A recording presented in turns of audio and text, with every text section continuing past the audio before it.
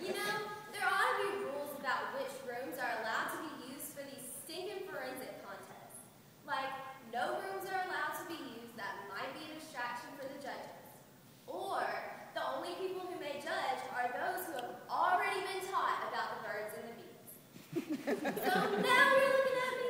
I'm more interesting now? No, don't you say a word. Don't you dare interrupt me. I still have my allotted time. I still have, what, about 5 minutes? Don't you even try to take my time away from me. It's mine. I worked so hard, so darn hard. I wrote and rewrote for hours. And when my pain-in-the-butt coach edited the piece like a scribbling maniac, I rewrote even more.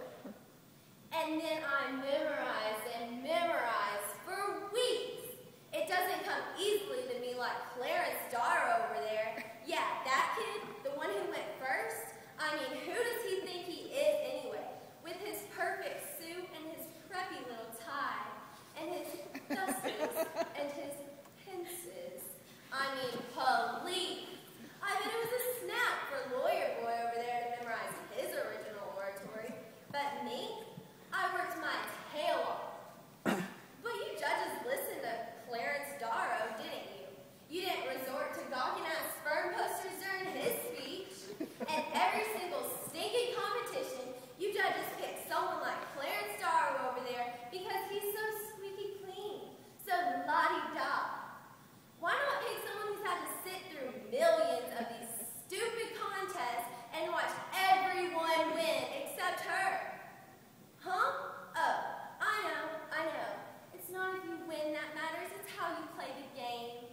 Baloney! You're meaning to tell me that all of these people are here to sit for hours, to sweat like pigs, to listen to their stomach acids churn, to watch an endless train of people recite their boring speeches because they like to play the game? Oh, I know. Rejection thickens the skin. It builds character. It prepares you for the real world. Baloney! If rejection thickens the skin, I must be a freaking armadillo by now. If it's character? Yeah, right. I'm having a nervous breakdown in front of my speech competitors, in front of Clarence Darrow, in front of the first judge who's actually ever listened to a word I've said, despite the fact that I'm standing in front of a sexual egg attack. And how is this experience going to prepare me for the real world? What, am I going to look down at my patient on the operating table, take a step forward, and begin reciting my original oratory? No. Oh, I could become an airplane pilot. Then I could recite the psychology of fashion and the modern teen to a plane full of frequent flyers. No. Oh, I know. I could become a psychiatrist. Then I could recommend forensic contests to my most needy patients. I could expound on the merits of humiliation and to those who lack self-confidence. Oh, and don't even give me the line about forensic contests are a great way to make new friends. Not 10 minutes ago did that girl over there in the blue skirt, the one who looks like a runway model, not 10 minutes ago did that new friend try to chat with the competition. She was going around asking everybody where they went to school. When it was my turn, I said Chesterville High School. Little Miss Pris over there turned up her nose even higher than it already is and said, never heard of it. Hello? This is Chesterville High School. We're hosting the competition.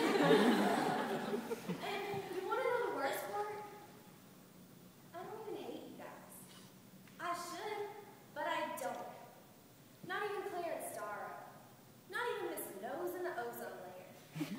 I don't hate you guys. It would make my life so much easier, but I don't. You want to know why?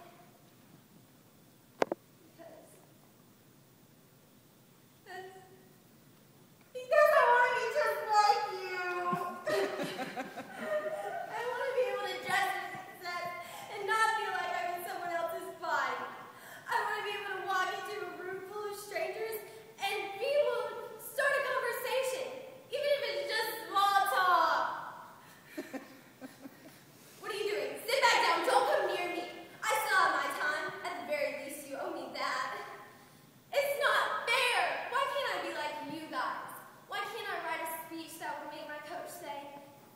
most brilliant thing I've ever heard in my life.